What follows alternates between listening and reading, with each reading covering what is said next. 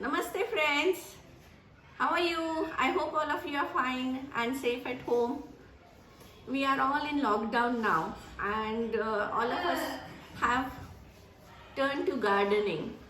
A lot of us are newcomers into the world of gardening. The world of gardening is a very enchanting world, and I thought that I would tell you about the various media which we use for filling our pots and how to use them, why to use them, and in what proportion to use them.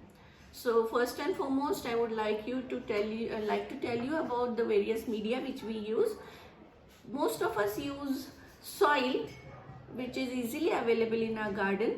This is the soil which normally is available roundabout, and if it is good, we can use that soil. But if that soil is not good, then we will have to buy soil from the local nursery people or the gardener nearby us, and we can use that soil. Preferably the soil should be from the river bed, or it can be the red loam soil, which are very good in drainage. Basically, soil provides us with the media in which to plant. The plant needs food, water, air and support. So soil is the easily available media which we can procure easily and everyone can use it. But soil alone is not sufficient. For our plant to grow healthy, various media can be used. I would now introduce you to a few media, and then we will see how to fill a pot. Like this is soil which we use commonly. Then this is the compost. The compost can be from our kitchen waste, or it can be farmyard manure or vermicompost also. Like this is the castings of earthworms, which is very rich in nutrients. Both these give our plant the necessary nutrients which it requires to grow properly, to have a good leaf growth, to produce flowers, then to have a shining nature. For all that, with soil we have to mix a certain amount of compost also. Another media which we use is this sand. This is the sand from the sea, but we can use any sand which is available with us.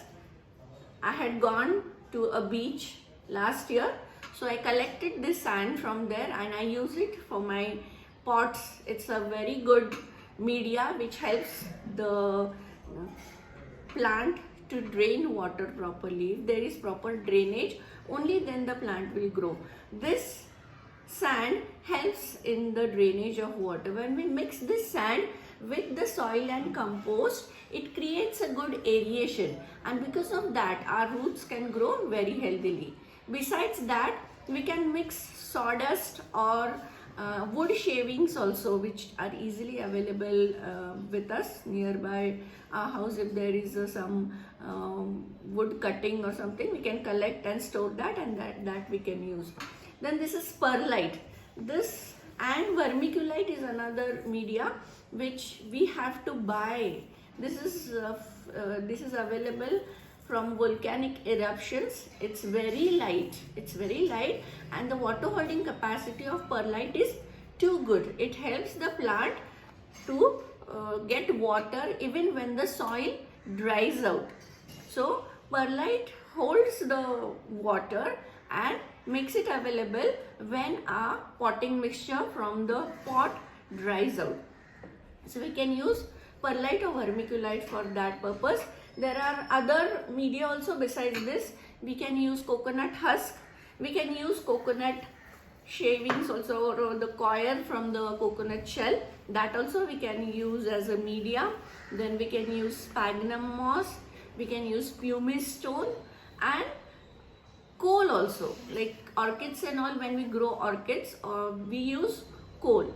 There are different mixtures, potting mixtures which we prepare for different type of plants.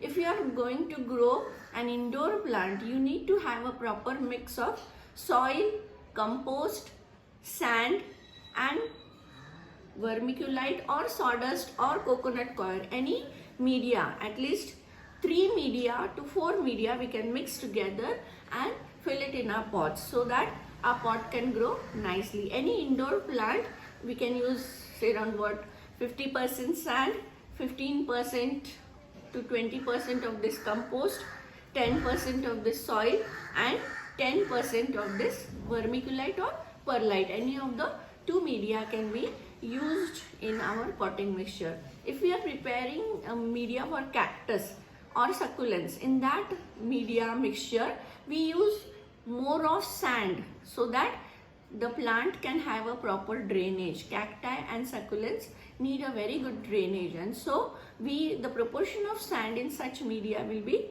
more. So now we will see how to prepare a mixture from this and how to fill a pot. Basically, when you are going to plant anything in a pot, you need a very good potting mixture. Then you need some dry leaves or coconut coir, and you need this chips also. These chips also are required, and a pot is required.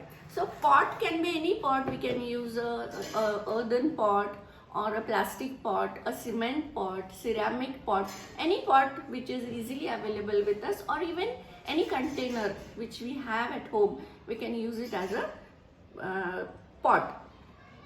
The pot which we are going to use needs to have drainage holes, proper drainage holes. These drainage holes help the extra water to leach out. So these drainage holes are important. If your pot doesn't have a drainage hole, see that you make at least 1 to 2 drainage holes. This pot already has many drainage holes, so we need not make any more holes in this. So to cover these drainage holes, we need a few chips, or we can use brick pieces, or we have earthen pots which break. So we can use pieces of that broken earthen pot to cover these holes, because we want the extra water to drain out of these holes, but we don't want our sand or the potting mixture to go out. So we can put a few chips, earthen pot chips in this, like this, cover the holes. Again, to create a filter, we can use dry leaves or this coconut coir which I am using today.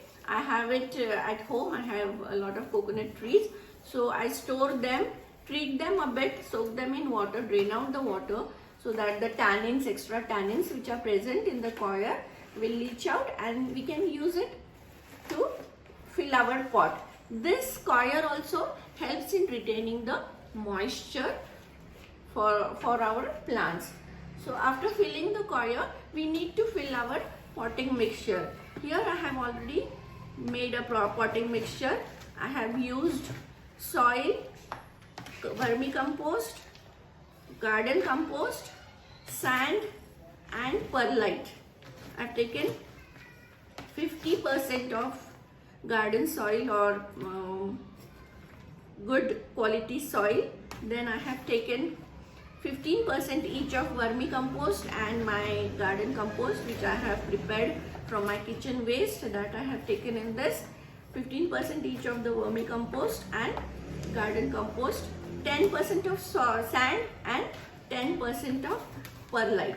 Now when you are preparing the mixture, you take all the ingredients in the proper proportion. You should know which plant to grow and what type of media it requires. I'll make separate videos later on. Today this is just an introductory video wherein I will be telling you how to make potting mixture and fill a pot. Many of us are new to gardening and don't know the exact procedure to fill a pot, so this is for them. So now, since we have mixed all these ingredients properly, we can fill this pot with the mixture. This is a completely dry mixture. We can fill the pot completely with this mixture, and then we can put a plant in this. So friends, I hope you have understood the concept of preparing a mixture and how to fill a pot. These media mixtures are very helpful to us. They help our plant to grow properly. Thank you friends. I hope you enjoyed my video. I hope you liked the I hope you liked my presentation. See you in the next video. Bye.